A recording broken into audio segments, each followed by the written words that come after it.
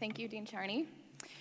Dr. Davis, Mr. May, Dean Charney, Dean Filizzola, distinguished guests, faculty, alumni, family, friends, and the 2018 graduates. Quote, "Life is not easy for any of us, but what of that? We must have perseverance and, above all, confidence in ourselves. We must believe that we are gifted for something and that this thing must be attained." Close quote. These lines were spoken by Marie Curie.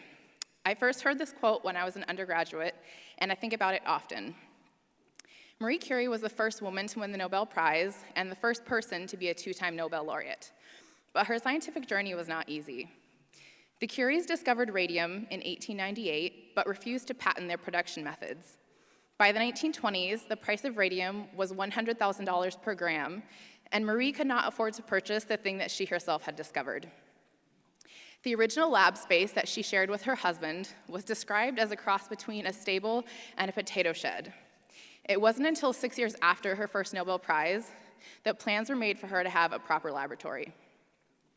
Despite the perpetual lack of funding and inadequate lab space, Marie's confidence in herself was unwavering. There were so many times during my years as a PhD student when I thought I would never graduate. There were so many failed experiments, so many times that my project changed completely, to a new behavioral task, to a new animal model, to a new brain region. But I always remembered that life is not easy for any of us. Like Marie Curie, may we each go forward with perseverance and confidence, especially when we face challenges. Marie said, quote, "I have frequently been questioned, especially by women, of how I could reconcile family life with a scientific career. Well, it has not been easy," close quote. As a woman scientist at the end of the 19th century, Marie had a lot working against her. As a woman, she was unable to attend college in her native Poland, so she moved to Paris. As a woman, she was originally excluded from nomination for the Nobel Prize. Marie's husband, Pierre, demanded that she be nominated because of her research contributions. In fact, Pierre began to study radioactivity because of Marie's work. Their second child was only 18 months old when Pierre died. After his death, Marie was appointed to fill his position as chair of the physics department, thus becoming the first female professor at the University of Paris. She received her second Nobel Prize 5 years later when her daughters were 14 and 7. Despite the hardships that came with being a single mother and a woman in science, Marie made it work. Balancing work and personal life is something that we will all have to figure out. I recently got married and 5 days later submitted my dissertation. I am grateful for a supportive husband and family who understand my love of science. And I appreciate Marie's frankness. It will not always be easy, nor should we expect it to be. But as scientists, we will have two legacies, one in the lab and one with the people who matter to us. May we remember the importance of both. Albert Einstein said, quote, "Marie Curie is, of all celebrated beings, the only one whom fame has not corrupted," close quote. Marie didn't care about prize money, patents, or awards. She cared about science and about using science to help others. During World War I, she felt so convicted that X-ray technology was needed on the front lines that she designed a mobile X-ray vehicle. She equipped 20 ambulances, known as Little Curies, and 200 field hospitals with X-ray machines. She even drove one of the ambulances herself. An estimated 1 million French soldiers were treated using her mobile X-ray units. Marie found value and purpose in using her scientific knowledge to improve the lives of others.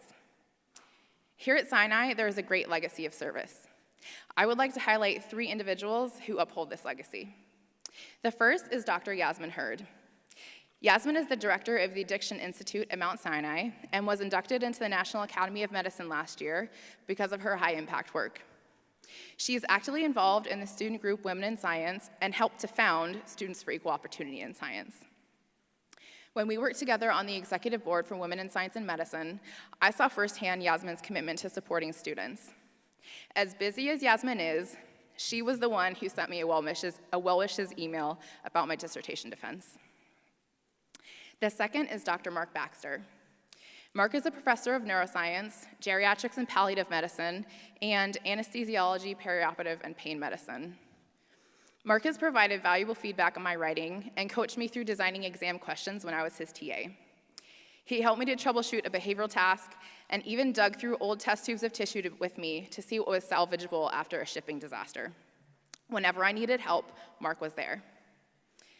The third is my classmate, Zuli Peralta. Zuli is graduating today with a PhD in biomedical sciences. Not only has she contributed to work that has been published in Nature, Science, and Cell, but she mentors for a number of organizations, including the 1,000 Girls, 1,000 Futures program.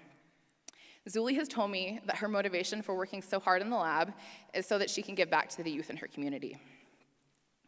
In addition to their noteworthy scientific achievements, Yasmin, Mark, and Zuli are deeply committed to mentorship.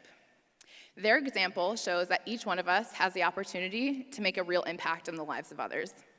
They embody this quote from Marie Curie, who said, quote, "You cannot hope to build a better world without improving the individuals.